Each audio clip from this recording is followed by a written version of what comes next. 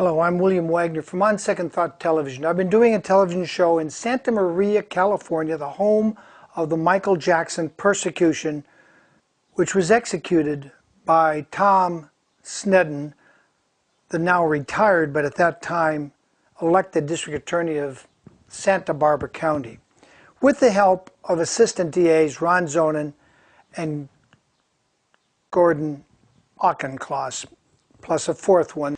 These four prosecutors, in my opinion, based on the evidence that's in the trial, that's on page 293 of Aphrodite Jones's book, Michael Jackson, The Conspiracy, it was faked evidence and liars falsifying testimony. I want to see justice for Michael Jackson. I know of dozens of people who have been murdered, who have been jailed, falsely accused, and I can't do much for them. I do my little bit and I put it on YouTube, and you can see the one on Pam Gaston. You can see the one on Wilbur Street, which I went in 2004 to New Jersey to get that interview. Good thing, because he died 2 months later. But in Michael Jackson's case, what was done was so beyond the pale of forgiveness. It was premeditated, calculated persecution of a man who brought joy to millions, tens of millions, if not hundreds of millions of people around the world, from all different cultures, all different ages. I'm not a Michael Jackson fan, and I tell people that up front. I did kind of like the Jackson 5 many decades ago. But what I've seen happen here in my county, where I live, where I myself have been persecuted, is beyond the pale of forgiveness. To quote Aphrodite Jones in her book, page 293, if I may look that up here, all the while presenting a bunch of junk evidence and false testimony. That's what Aphrodite Jones concluded in her book. I agree wholeheartedly. In fact, I told that to Aphrodite Jones before she had a conversion and decided to write this book. It's not a secret. I put a few of them up on my YouTube channel where you found this clip. What I propose now is that in Michael Jackson's case, we the people, at least that segment that call themselves Jackson fans, have the power to drag Tom Sneddon and Ron Zonen kicking and screaming. You have the power to put them on trial for fake falsification of evidence, manufacturing of evidence, coaching the witnesses, all of that and more. It's all there in the transcript. What I propose is this. One, I'll create a website. I want to see 500,000 Jackson fans sign in and say, yes, Mr. Wagener, I'm in it for 10 or 20 or 50 bucks. I will pledge that much for the production of an accurate documentary of the Michael Jackson trial, which shows how crooked, and it was crooked, how faked the evidence was, and it was faked. I was there virtually every day except for when his two sisters came. This trial was without question beyond the pale of forgiving and just saying, oh, Tom Sneddon just made a few mistakes and presented fake evidence accidentally. No, no, no.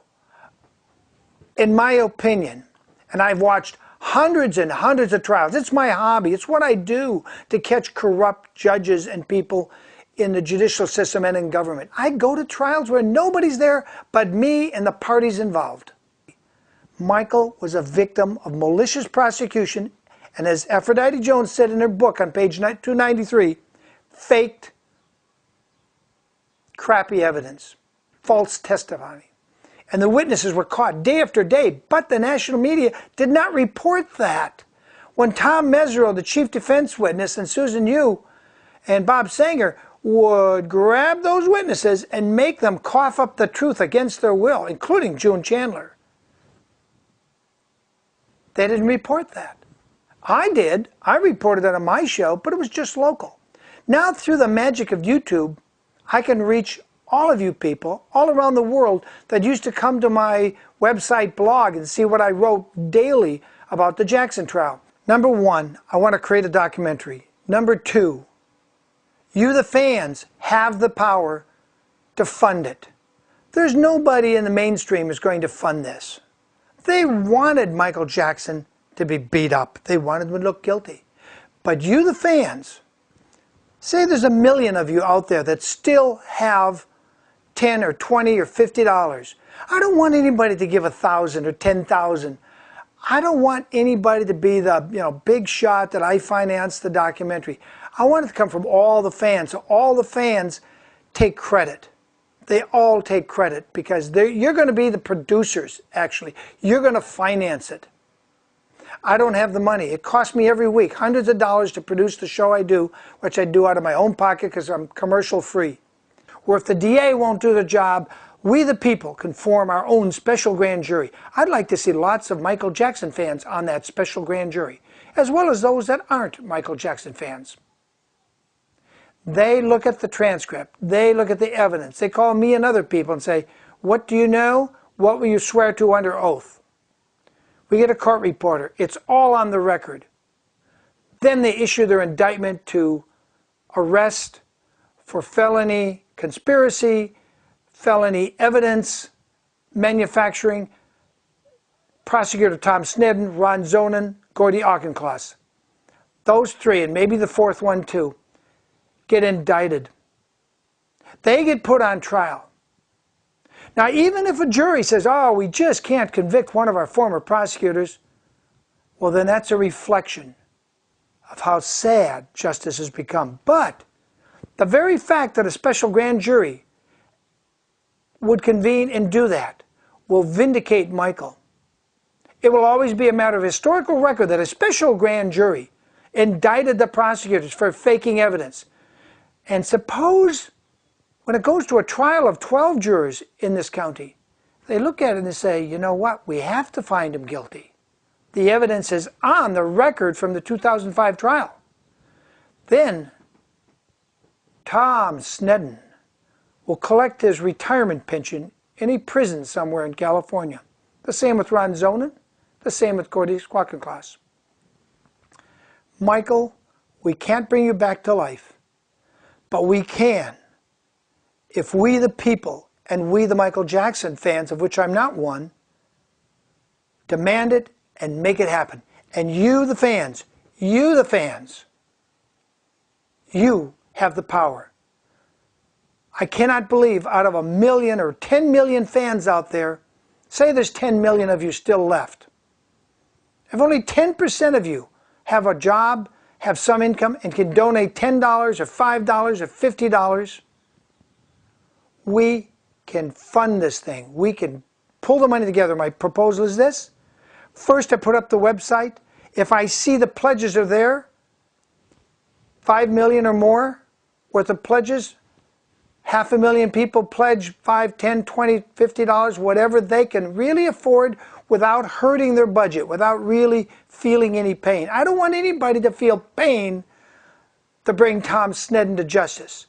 And think of the joy if you put this rotten, corrupt, arrogant prosecutor, who once was a good prosecutor, and he did put bad people in jail, but he soured and became totally corrupted to the point where he had to put Michael in prison no matter what. He had to take him down.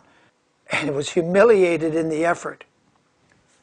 Imagine the joy if Tom Snedden does go to prison for faking evidence and indirectly causing the death of Michael Jackson by putting him under so much stress for so many years. He literally fled the country.